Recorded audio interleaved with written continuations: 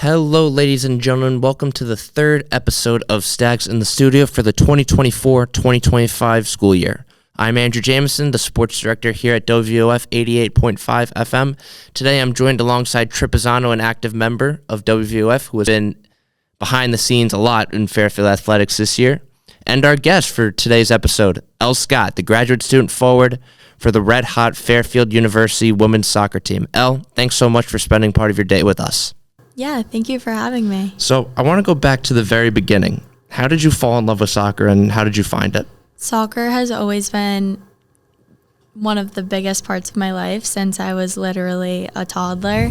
I think it was just meant to be from the first time I had a ball at my foot, and it's just what I went with. And as I grew up, it's something that really kept me going, and I love just being a part of a team.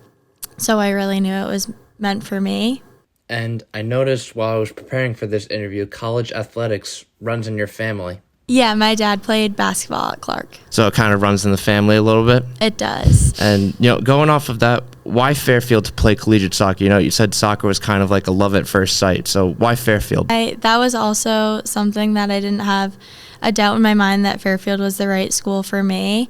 When I was in high school looking to play competitive soccer in college, I was looking for a school that was competitive and also had good education. When I came to Fairfield, I knew it was a perfect fit. It was a great program, great coaching staff, great athletic facilities and department, and I really couldn't complain about one thing, so I knew it was perfect.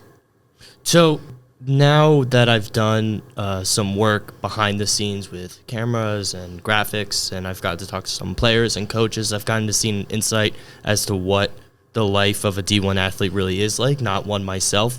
And I've always just wondered, is being a Division I athlete as awesome as it sounds? I mean, it is really cool. You see everything on TV. Everyone's there to watch your games, all these fans, all the hype around these games. But just now that I get time to actually ask a player, is it just as fun? Is it as cool as it seems? Yes. Short answer, yes. I love being a Division I athlete. It is the biggest part of my life, but I don't know where I would be today without it. Every day is so fun, just getting to do what I love and being surrounded by my teammates. And at a school like Fairfield, as an athlete, we just have so much support, and everyone wants each of the teams to do great, and everyone's there for each other. So, yes, it is as fun as it looks and seems. You mentioned that you played a lot when you were younger and in middle school, and then obviously in high school you had an incredible career. Is your career at Fairfield and everything that you just mentioned, looking back on it now, was it everything that you hoped it would be? Yes, it definitely is everything I've hoped it would be. I loved playing in high school, and I played for a club, FC Stars, out of Massachusetts, which I had a great experience with, and it led me to Fairfield, which this is everything I could have asked to end my career for the last 5 years. It's really been great, and I couldn't have asked for more and a better way to finish off my soccer career. Class of 2020 at high school, your freshman year, it was COVID. How challenging was that in a sense with one, a spring season, and two, being a freshman, still trying to figure a way around being a college student and, a college athlete? Yeah, it was definitely very challenging. I think as a class, we didn't really know what to expect, and there were so many unknowns. And just going to college alone can be scary, and going into play athletics. So with COVID on top of that, it kind of just added just so many more unknowns. But it brought us to where we are today in our 5th year, so I really can't complain. There's kind of a silver lining to it. And I think it brought the girls in my class closer together, and we just had to face that adversity together and get through it. So, yeah. And, you're one of many grad students on this team, and I think the large number of returning fifth-year players is a testament to the culture, not just within Fairfield women's soccer team, but for Fairfield athletics as a whole. But why did you specifically return for a graduate year? I had a great experience in undergrad, and the last 4 years of being able to play soccer at Fairfield has been great. And when I had this opportunity to stay for my 5th year as a graduate student, there wasn't a doubt that I didn't want to. I think it's a great opportunity to be able to continue playing with these girls and compete. Yeah, and do you have a different outlook now as a graduate student rather than as an undergraduate? And how, from an athlete's perspective, is being a graduate student athlete different from being an undergrad student athlete? I think as a graduate student, it's definitely helpful because we've been through it many times over. So there aren't many unknowns at this point, and we kind of know what to expect, which definitely helps. And we're also in a position where we're able to lead the underclassmen and help bring them along, which is fun. Day to day, like in a week, it's definitely a little bit different than being an undergrad because most of our classes are online for one thing. So we have kind of more flexibility, and it doesn't really have that same feel like you're still in college, like on campus all of the time. But we still find ways to be involved and stay connected with the team, even as grad students living off campus. Do you find that there's any disconnect between you and the undergraduate students, or that it's firmly kind of just there's no labels in terms of grade or class? Yeah, I don't think it's not like that at all. Our team, honestly, we're all just best friends, and it doesn't really matter like who's in which class, and we've all been together for so long at this point. As grad students, we don't feel separated at all from the rest of the team. We're all just one big family, honestly. That's awesome. And that feeling is certainly evident and carries over when you look at how the team has played all season. But going into the team now, obviously the vibes are high. However, I'm sure for you guys, the job is far from finished. You guys have already clinched a top 2 seed in the MAAC Playoffs. But is there still a heightened urgency in practice and within the overall team? Yes, for sure. With the success that we've had so far this season, I think that we're definitely confident, but we're also staying humble because we know there's a lot more to play for, and every day is a grind. We know what has to get done, and we're definitely still hungry and still getting at them because we know the job is not done yet.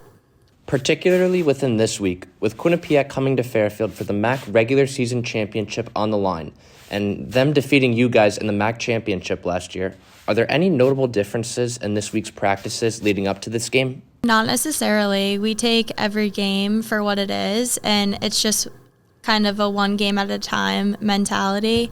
So even when it is a game like this, we keep a good head on our shoulders and we take the team for what it is. We know what we want to do and what has to get done. Do you find yourself as a graduate student any under higher of pressure to do maybe as well because you want to end your 5 years with a bang? You want to finish off strong. Do you find yourself training any harder or approaching it any differently than you would maybe like your freshman year, or is it really just like the same? Like you're just like, I'm just in here, no matter what the outcome is, like I'm just gonna try my best and everything like that? In a sense, there is more of like an urgency. I mean, there is every single year, but especially in this 5th year when we have the strong team that we do at this point, and we know that there's still a little bit more out there for us. And this is really a year that we can go get it done. So there's definitely a sense of urgency. And you mentioned over your 5 years, one constant, Coach Barrett, Coach DB, I think, as you guys call him. DB. You see it all the time on social media, just the chemistry. And obviously he just picked up win number 300 this past Wednesday with a 3-0 victory at Marist. I guess what type of impact has he had on you, not only as a player and a student athlete, but also a person as well? Yeah, congrats DB on 300. That's huge. We really can't thank Dave enough for everything that he does for us.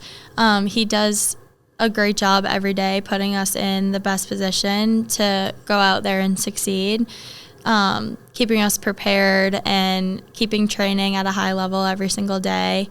We're so lucky to have him out there on the field. And he also cares about us off the field too, which is a huge part of it and leads to our great culture that we have.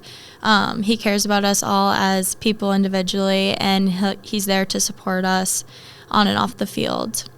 Absolutely. And coaches are paramount in the college recruiting process.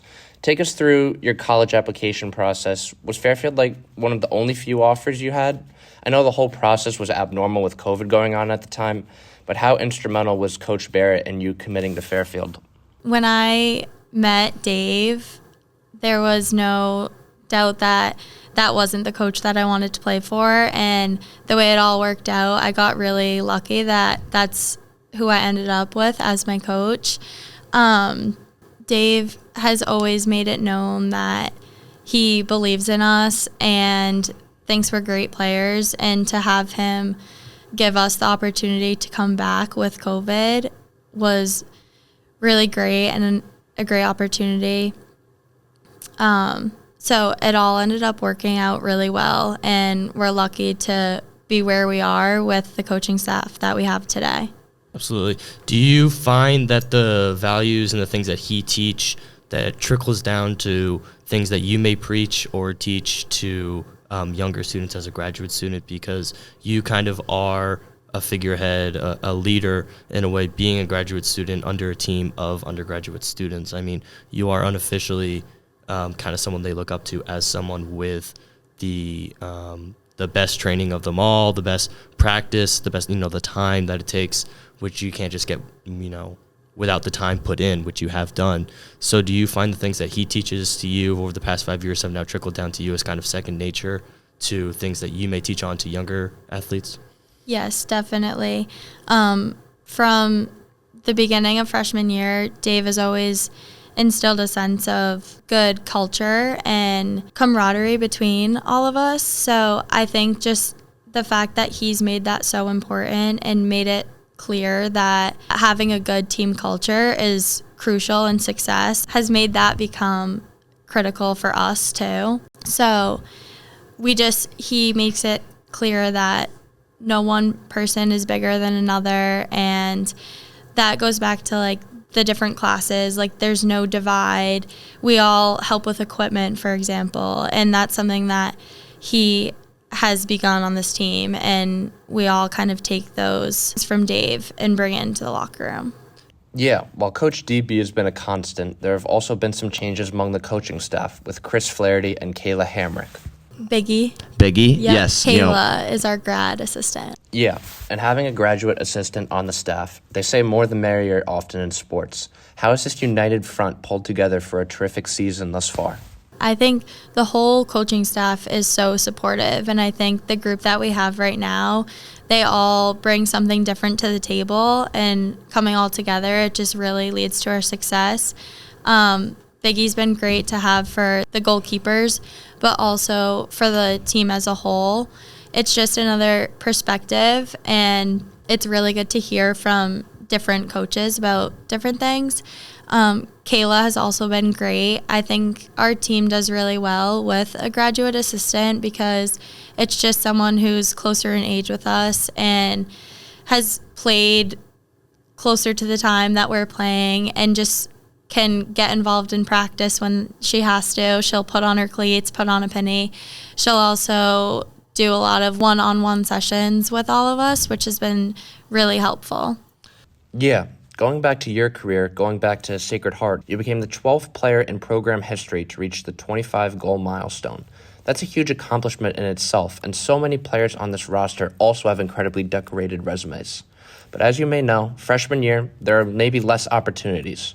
When you were a freshman, what were your priorities and goals as a soccer player versus now as a graduate student? I came into freshman year not really having many expectations or knowing how it would go, but the one thing that I did know was I wanted to go in and make the most of an impact that I could. So I just went into each training and each game with an open mind and played to the best of my ability. Yeah, it seems like it kind of carries over in a sense. Ashlyn Walsh got off to a torrid start. What have you been impressed of? Not just with Walsh in a sense, but a lot of the freshmen stepping up in a sense and hitting the ground running from day one. Yeah, I think that's really impressive. And for a freshman to be able to make that transition from playing high school soccer and club soccer to the college level, it's definitely different, and it's a faster pace, and there's a lot more that goes into it in Division I athletics. So it's definitely an adjustment, but it's really impressive to see freshmen being able to have that success. Like you said, Ashlyn, really impressive, and it's been really fun to watch too. And as her teammate, it's just, you feel so like excited for her to see that ball go into the back of the net. Yeah, and another element of being a graduate student is the selflessness and being proud, as you alluded to. Was there any off-season change that you or the team may have made that has carried over into this year's play? Going to this season specifically, we didn't necessarily make any adjustments, but we had a different mindset because we knew that of the experience that we were going into this season with. And unlike previous years, we had a senior class going in and us fifth years as a whole additional class. So I think just going into the season, knowing that we had that experience and knowing what to expect just allowed us to continue on the path that we had already created for ourselves.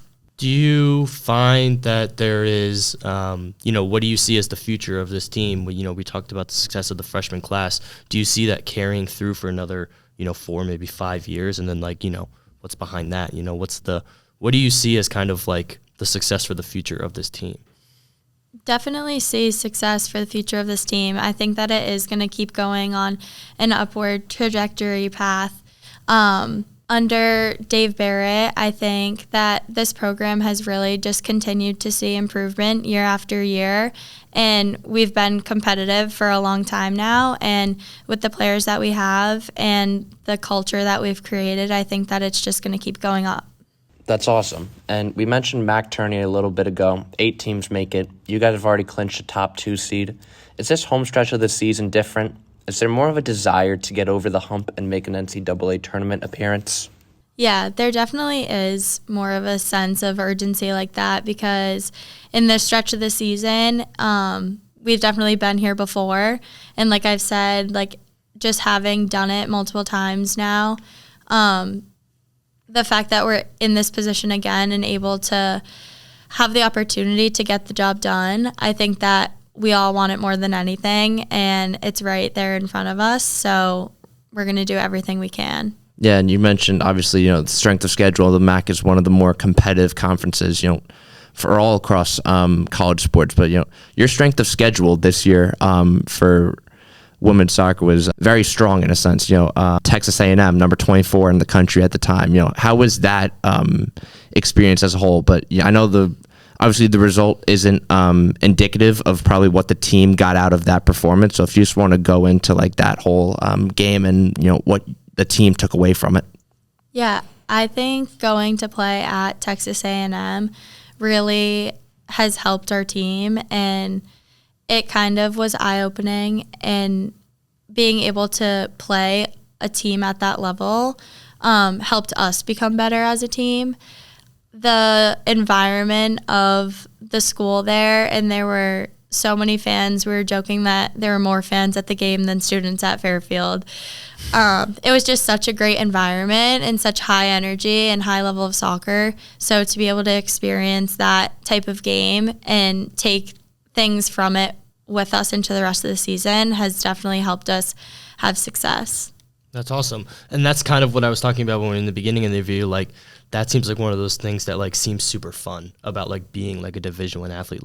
Being in that kind of environment just seems like the kind of thing that a high school athlete is just dreams of, and that kind of thing. So do you found that was that one of your highlights as a student athlete? Yeah, being able to play in a game as big as that with that many people watching really highlights the difference between playing high school soccer and playing at the college level. And it is as fun as it seems, and to be involved in it and all be there together was really a fun experience. And you mentioned, obviously the really fun experience. Anytime you play a nationally ranked opponent, you absolutely shouldn't take it for granted, because that doesn't happen every day. But Is there a specific turning point or moment in your career that kind of has been memorable and you remember, always smile back upon, and to some extent made you who you are? I would say 1 year we were regular season MAAC champions, which was kind of a glimpse of like what we wanted to get at. So that was definitely brought up the team in a sense and was something that was really exciting and kind of just opened our eyes to what could be out there for us, and is why we want to compete and work as hard as we can to kind of get over that hump, like you said, and get a MAAC title. The MAAC being more competitive in a sense, has it prepared you guys to take that next level in a sense and, step up your game in a sense, like, play to the next level? Yeah, it's a very competitive conference, but I think that we've shown that we're a strong team, and like I said before, we do have like a sense of confidence because of that, but we also take every game for what it is, and we know that in this conference you really have to go compete in every game and give it everything you have no matter the opponent that you're playing. So I think that playing in the MAAC it's a great conference because every game is so competitive, and it's fun to be able to compete for one of those top spots. Is there any differences, like, obviously a mid-major school, one of the higher end mid-majors percents, is that something you're kind of more appreciative on? Like, you wouldn't, like, obviously everyone has the dreams and aspirations of, like, a big college, a big school, but, sometimes the smaller the better, and the experience you wouldn't trade for anything. So you have any regrets in terms of Fairfield? No, I don't. I think that you said it right. Like, sometimes it's not always the bigger the better, and I wouldn't trade my experience at Fairfield for a different experience at some bigger school.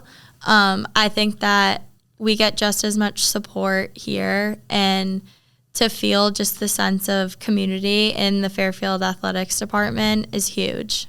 Would you have any advice for younger high school athletes who are looking to commit to a Division I school, who are going through the application process right now? Obviously, if you're a senior, it's the fall, and you want to be recruited, it's probably too late. That process has already come and gone. But maybe even juniors who are already starting to consider the recruiting process, what advice would you have for them as someone who went through it? Obviously, it's a little bit different for you with the pandemic, but just what advice would you have with them being in your shoes now?